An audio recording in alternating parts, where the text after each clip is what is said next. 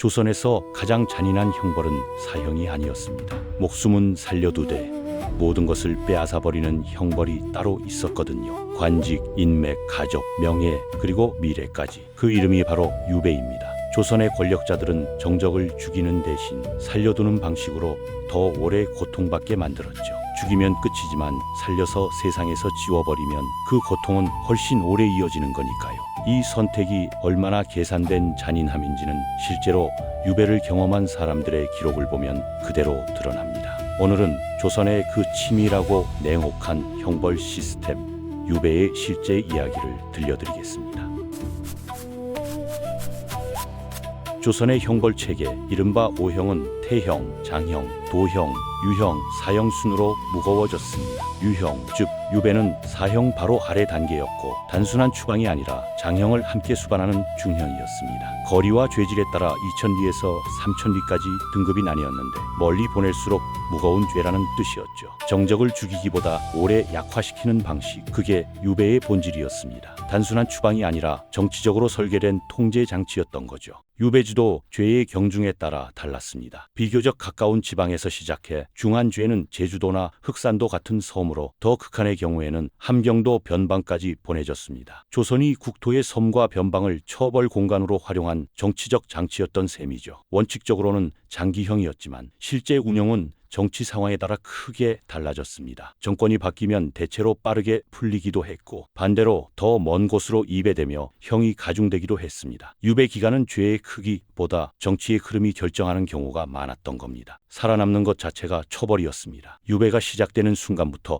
그 자체가 형벌이었거든요. 죄인 신분으로 포졸의 호송 아래 수백 리를 걸어가야 했고 한양에서 제주도까지의 육로와 해로를 합치면 수개월이 걸리기도 했습니다. 그 여정에서 병이 들거나 쓰러지는 경우도 적지 않았죠. 추사 김정희가 제주도로 유배 가던 길에 남긴 기록을 보면 거친 날씨와 낯선 땅, 그리고 자신의 처절한 처지에 대한 자각이 동시에 담겨 있습니다. 길 자체가 굴욕이고 고통이었던 거죠. 더 참담한 건 유배인이 마을을 지날 때마다 죄인 행렬이라는 사실이 공개적으로 드러난다는 점이었습니다. 어제까지 조정에서 권력을 휘두르던 사람이 포졸에게 끌려 먼지길을 터벅터벅 걷는 모습을 수많은 사람이 지켜봤습니다. 이 공개적인 수치심은 형벌의 일부로 설계된 것이었고 그 굴욕감이 유배인의 정신을 먼저 부수는 역할을 했습니다. 유배지에 도착해도 상황은 쉽지 않았습니다. 국가가 유배인의 생활을 직접 보장하지는 않았고 보수주의라 불리는 현지 유력자에게 위탁하는 구조였습니다. 거처와 감호를 현지 사정에 크게 의존해야 했던 거죠. 관직이 높았거나 일맥이 넓은 경우에는 현지 유력자의 도움이나 본가의 지원을 받기도 했지만 그런 배경이 없는 유배인에게는 훨씬 가혹한 현실이 기다리고 있었습니다. 식량도 지방 관아에서 최소한만 지급했고 나머지는 알아서 구해야 했습니다. 조선 최고의 학자나 관료가 갯벌에서 조개를 줍는 신세가 되는 게 유배의 현실이었습니다. 현지 주민들의 시선도 문제였습니다. 조정에서 버림받은 죄인을 가까이 했다가 연루되지 않을까 하는 두려움이 있었고 실제로 유배인과 가깝게 지낸다는 이유로 불이익을 받은 사례도 있었습니다. 유배 일기와 기록을 보면 생계, 주거, 감시, 심리적 고립이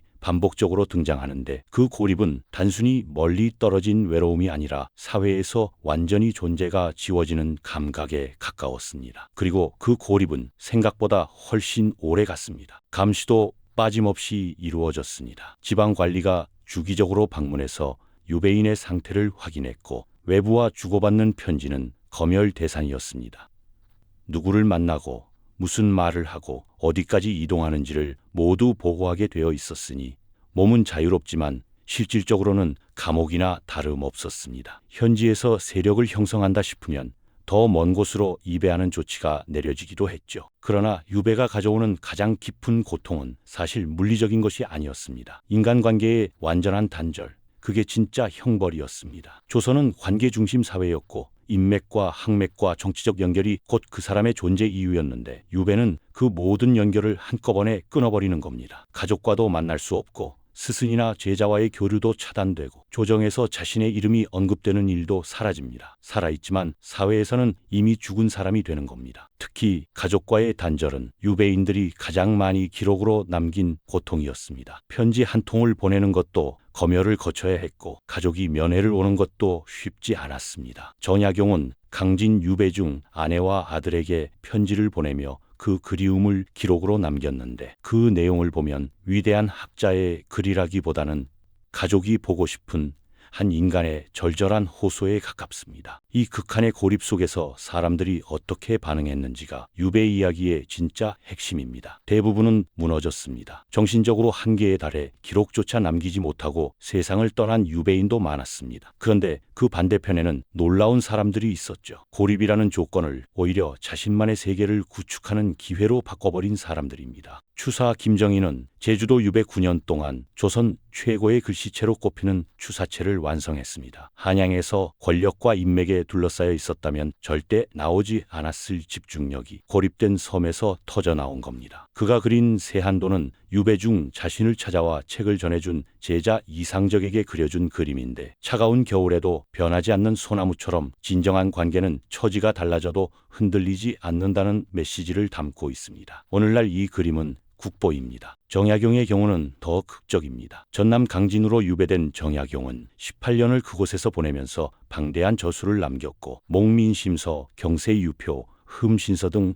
조선 신실학의 대표작 다수가 이 시기에 집필되고 정리됐습니다. 권력의 중심에서 밀려나 오히려 아무 방해 없이 글을 쓸 수 있는 환경이 된 거죠. 유배가 그를 망하게 하려 했지만 그는 유배 속에서 역사에 남는 학자가 됐습니다. 정약전은 흑산도 유배 중 그 지역 물고기와 해양 생물을 직접 채집하고 분류해서 자산어보를 썼는데 흑산도 바다를 바탕으로 한 대표적인 해양생물 관찰 기록으로 평가받는 책입니다. 당시 흑산도는 문명의 끝자락이나 다름없는 고립된 섬이었는데 그 고립이 오히려 누구도 시도하지 않았던 연구를 가능하게 만든 겁니다. 유배지의 현지 주민들이 이런 유배인들에게서 학문적 가르침을 받는 경우도 있었고 지역 교육 기반이 유배인을 통해 형성된 사례도 기록에 남아 있습니다. 유배의 또 다른 측면은 그것이 단순한 형벌이 아니라 정치의 연장이었다는 점입니다. 유배를 결정하는 건 왕이었지만 그 이면에는 항상 붕당 정치의 논리가 작동했습니다. 노론이 집권하면 남인이 유배 가고 반대가 되면 반대의 상황이 펼쳐지는 방식으로 유배는 조선 권력 게임의 핵심 수단이었습니다. 유배 기간은 죄의 크기보다 정치의 흐름이 결정하는 경우가 많았던 거죠. 송시열은 정치적 부침 속에서 여러 차례 유배와 복귀를 겪은 대표적 인물이고 정약용도 결국 풀려났지만 그 후로도 고향에 은거하며 완전한 사회 복귀는 이루어지지 않았습니다. 한번 죄인으로 찍힌 기록은 그 사람의 이름 앞에